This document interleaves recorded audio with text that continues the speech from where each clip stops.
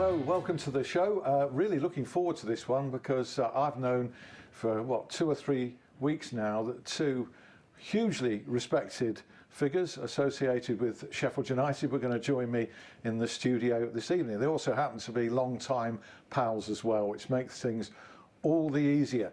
Introducing, and not for the first time in either case, Ron Reid, the former Sheffield United Academy manager, and Paul Mitchell, the head of recruitment at Sheffield United. Welcome to you both. It can't have been too bad last time because you've both come back this evening. I mind you, I sold it to Paul when I said that Ron was going to be on. Oh, he said, I'll come in then.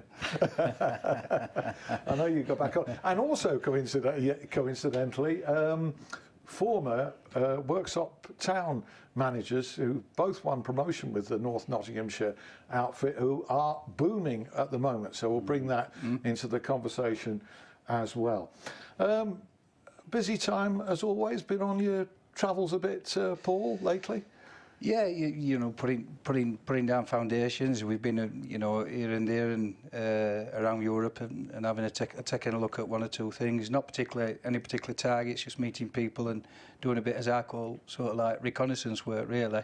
But yeah, backwards and forwards, I should say. I've been on a few planes. Okay, so Europe was one destination.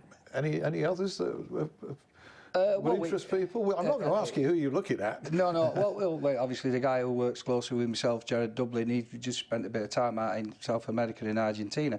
Again, that's just another outlet for us. We've got some good contacts over there, and he's gone and met one or two sporting directors and what have you, and looked at all levels. Took 11 games in just to look at the standard, really, and it's just an ongoing process, really. You've got to be aware of what's happening around you, as our competitors or we're up there with, they're all doing all similar sorts of stuff. So I think you've got to be in vicinity of where they're at.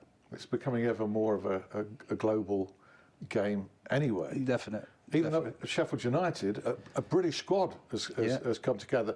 But I've always felt that doesn't preclude what you might be looking at. No, I mean, it's not a British squad by design, really. It's there's no rule that says we can't have a foreign player, but it's the right player at the right time. Can we afford the player? Do we feel he's going to fit? Chris hasn't got any sort of policy where, it's everybody sort of like welcome as long as he's the right fit and he feels he's the right character. So we've got to be aware, where everyone is at the minute. We'll talk a bit later about your January window signings, which doubtless you will have been closely involved in. And Ron, I think it's 8 years now since you worked at the Blades Academy and had a long and distinguished spell there, bringing through a number of household names. Is it a tougher pathway these days for kids? And maybe especially at a time when Sheffield United's first team is doing so well as it is? It may be. Certainly, I think the players that are produced in academies now, I think they've stepped up a notch. I'm talking generally now across the board. When you look at the England under-17s, under-18s, under-19s, right up to the under-21s who were world champions, I think that is the benchmark now that academies have got to aim for. A good player now is not necessarily good enough for the to get in the first team. They've got to be exceptional players now, and I think that is for every academy manager, that's his target, to get the next few exceptional players coming through. It's hard, and it probably does get harder. But when I look back at the time when we were in the Premier League, what was it, 2007? 2006, 7, yeah. We did manage to get 5 players from the academy, and that was always an ambition for Kevin Fogg and myself, that we, half the team had come through the academy, and obviously there was Jagielka, Montgomery, Tong, Quinn and Nicky Lowe. So I think that's probably the only time that we did get half of the squad from the academy, but it was an achievement.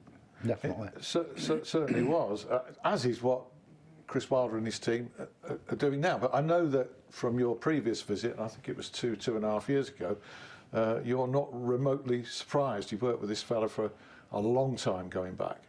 Yeah, yeah. I mean, if you, as I said, I think I said 2.5 years ago, I spotted it early on, even when we weren't sort of like getting the results. You know what I mean? I did think then, you know what, you might. Probably easy to say now, but I'm glad I said it then.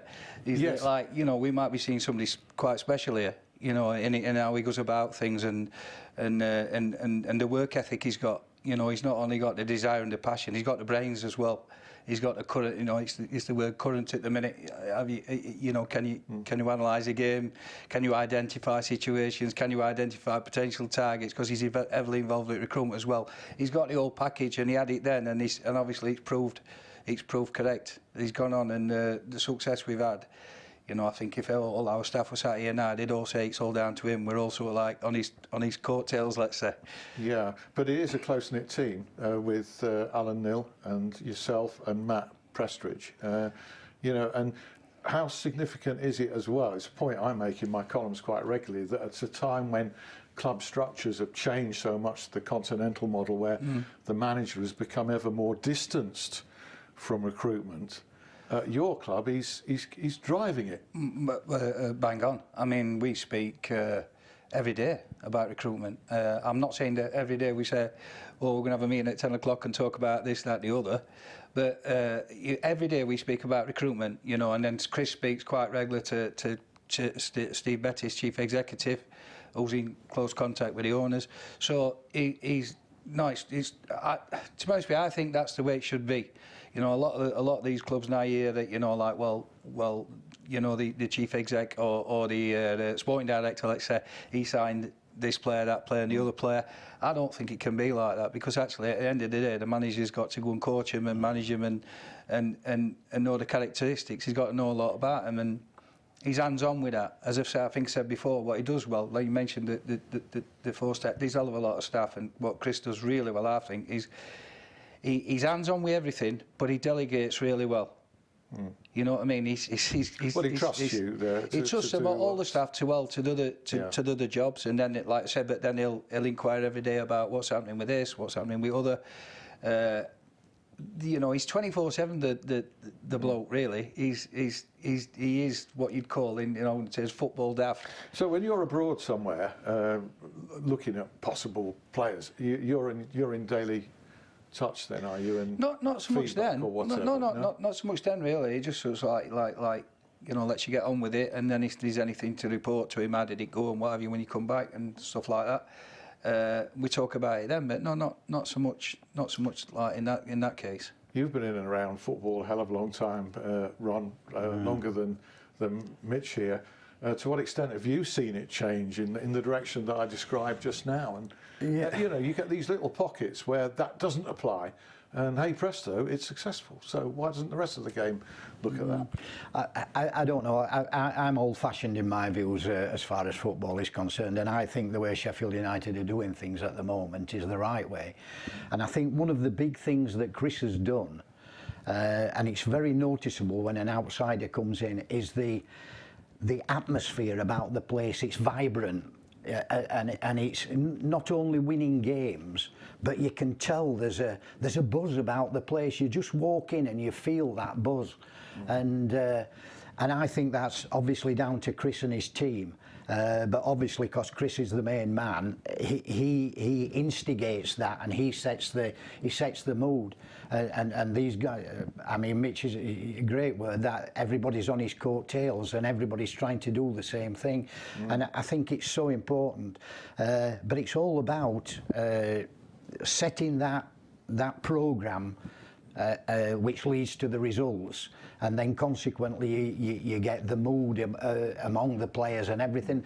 I've been up there watching them training. I haven't been up recently, but I've watched them training on several occasions, and you can just see that they're a happy bunch. And that just reminded me, while Mitch was talking, that you're talking about foreign players coming in. Yeah, there's nothing wrong with foreign players coming in, but they can't destroy the chemistry of, you know, they've got to be English-thinking foreign players, if you know what I mean. Yeah. We've seen too many coming into the country, not at Sheffield United, but at many other clubs, who aren't geared into English football. Many of them come along for the money. There's no doubt about that. But to be successful, really successful, you've got to immerse yourself in English traditions and the way we play football in England and what it means to the fans, which is so important. And I think all the fans at Sheffield, 30,000 on was it Saturday? Yes, there were. 30,000. Yeah. You know, that's a tremendous gate, that. And the fans can see that the players, oh, all right, we lost the game, but... Were you there, by the way? I was, yeah, I was. Me too. Obviously, I went at the game, Albert. I've seen the game twice back. Oh, twice, Yeah. right, okay. I just feel it's so important to get that chemistry, and I think at Sheffield United they have got that chemistry at the moment. Yeah, certainly a tight-knit team, but also a way of playing that, you know, has endured now, well, 3 seasons. And again, once again, the manager instigated the way we play. Yeah. Right. You know, that I can remember it to this day. He came in, it was before the Gillingham game, and said, you know, look, I've took a close look at things, which he does. You can tell when he goes away, he never switches off. I've been with him socially, and he don't switch off when he's even socially. Right. And he came in this particular day and said, look, this is how we're going to play. We're going to go, we like 3 centre-backs and 2 wing-backs, and you know, an holding midfield player and 2 midfield players. Well, at that time, it was 2 midfield players and 1 in front and 2 strikers. Yeah. And we're going to go. This is where we're going to go. But I'm not going to sort of. So we're playing with a back 4. We're not going to play with a back 4. I'm going to take 1 out of back 4. We're going to play with 1 less. You know. And I remember. I think you know, because when you're not really sort of. I don't think he'd ever played that. I've spoken to him since. He'd never played that system ever at any club he'd been at or anything. But he just looked at the players and thought, how can we get the best out of what we've got here at the minute and get them all in the team and the best and performing to what they do best. Did you think it would work? Well, I have to say, you know, we were, I remember in the little auditorium we got up at Shycliffe, like, you know, we all sort of like went, ooh, because you're also a big fear that you've not worked on it. I think Chris said something like, it was funny really, he said, I think somebody said like, well, no, you know, we've not really worked on it. He goes, no, we worked really hard on back 4 and that's not working, so this is not too bad, we'll have a go at this. Right. And, you know, and we went into that Gillingham game and then obviously 1-2-1, I think we got a penalty at the last minute. But as the game wore on, you know, we got into it. We worked really hard leading up to that, you know, that week leading up to it. And since then, it's been based around that. And like I say, Ron's been up training ground and seeing the drills. It just don't happen, Ron. It is worked on. So, but it was Chris's idea from the outset to say, look, this is where we're going to go. And the rest is history, as they say. And, I think Ron's right. The word I use is he always creates the spark with stuff. Like him who creates the spark, and then everybody sparks off the big spark type of thing. So. And overlapping centre backs, which that's incredible. That right. I mean, I've never seen. In all the years I've watched it, I've never seen a back 3 that is so attacking minded. You know, was it just a back 1? Yeah. well, yeah. I mean, usually if Jack goes down the left, then Chris will stay at home, won't he? Just a little bit. And then obviously when Chris goes down the right, if Bash is playing in the back 3, then Jack will stay. So, but it's so attacking. It's so good to watch. After how many years since I left, we went through about 7 years of watching the first team struggle. Yeah. Not playing good football, you know, not playing Sheffield United football. But now, it's so refreshing. It's a pleasure to go and sit and watch. Yeah, even games like Bristol City, okay. Yeah, we lost. But it was an entertaining game. Yeah. And, I mean, I'm sure. Really. I'm sure Chris would have wished it to be a horrible game and take 3 points. Yeah. But it's one thing to know what the team's going to do. It's another thing to stop it. And so far, nobody's consistently been able, or no opposition's consistently been able to do that. I think I was at the 21s game last week in Bournemouth, and obviously a lot of people, you know, involved with football ask you these questions and you know, how's it work and stuff like that. You know, obviously don't get too much away, but it's interesting that, you know, they were saying like that you do this, you do that, do the other, and I said, well, you know, I think somebody asked me the question, I've not really anybody worked it out yet, and I said, well, I did work it out in League One. It's like let's not be condescending to a lot of good coaches out there. Like they had worked us out, but it's one thing working out and another thing stopping it, like you say, and that's the thing. They know what's going to happen, but they can't stop the momentum a lot of the time. We'll talk about January recruitments in a minute. The 3 that arrived. Promotion, top 2, what do you think? I don't like to predict. I'm the world's worst predictor, so I'm going to sit on the fence on this one. What are you going to do? We obviously, we're going to aim for top 2. You've got to go in for top 2. We're in a really good position at the minute. There's all to play for. I think, barring a disaster from the top 4, I think there's only us, West Brom, Leeds, and Norwich can get automatic. So it's basically, as Chris does, another thing he does really well is he's not getting excited about what's ahead. He don't look too far ahead because, as he said, you might lose sight of what you're doing. Prepare everybody for everybody. I know it sounds quite boring, but prepare everybody as well as you can for every game and take each game as it comes. Hopefully we get the run of the ball. We might get a few decisions here and then, and it probably who can hold the nerve a little bit. There are definitely four good teams. Yeah, twists and turns are inevitable. The 3 that arrived, you'll have been closely involved in all 3 of them. How far did the interest go back? Gary Medine, Kieran Dowell, and of course Scott Hogan as well, all arriving. Well, I mean, we try to plan. It's not. We're not we used to get to sort of January and think, he might be available, he might be able to do a lot of planning. Went into that to getting those lads in. Scott Hogan, we've known a long time. We've known a lot about Scott Hogan since he was at Soxbridge Park Steels. Right. I think Dowell, we tried for 2-3 windows to get Dowell in. He went to Forest, and then they wouldn't let him out in summer, and then we managed to get him in January. So there's been a lot of planning gone into that, and we found that, as I say, Chris is heavily involved. He also speaks to the agents quite well, and they come in and have a drink, a coffee with us and what have you, and we get on with them quite well. Majority of the agents, and I think the big thing that the agent said to us is that your persistent interest in these guys, So that went a long way to getting them in, but certainly nothing's done on a sort of knee-jerk thing where we'll go for him. Gary Medine was the one that raised the eyebrows, so I think even critics of that have seen evidence of exactly why he was signed. Well, he gives you another option. Obviously, he's got the height and the size, but I think what people don't realise so much regarding he's technically a good player for a big lad. He's got good feet. I remember we had him on loan for a while when I was at Chesterfield with John Sheridan, and the first thing that stood out for me for a big lad is how technically gifted he was. So he's got good feet, he's got good size, he gives us another option, and obviously we're aware he raised a few eyebrows because obviously the connection with Sheffield Wednesday. So, but what you got to say is, in Gary's case, is you got to look at what character he showed, because he got quite a lot of options, quite rather easier options for him than coming to Sheffield United. So I think he showed a lot of character. Say, I'll have a go at that. I quite fancy that. I always quite like the club. I like the passion of the city, the supporters.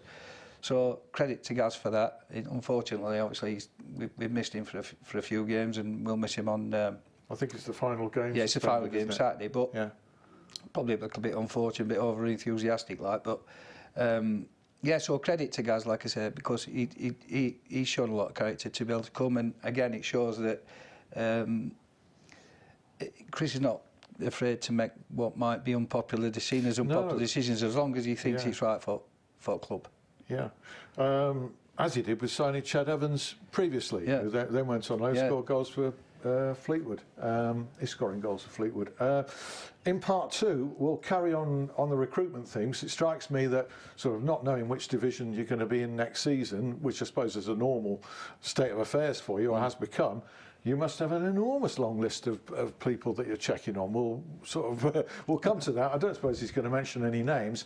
And among other things, we will be talking about Worksop Town. Incredibly, they've won all their last 15 matches. These two know the club inside out. Ronnie Reid, in fact, is still involved. there at Sandy Lane. James Craig will be here to round up all the sporting action in the area. There's so much more to talk about with these guys. Hope you can rejoin us in 5. See you then.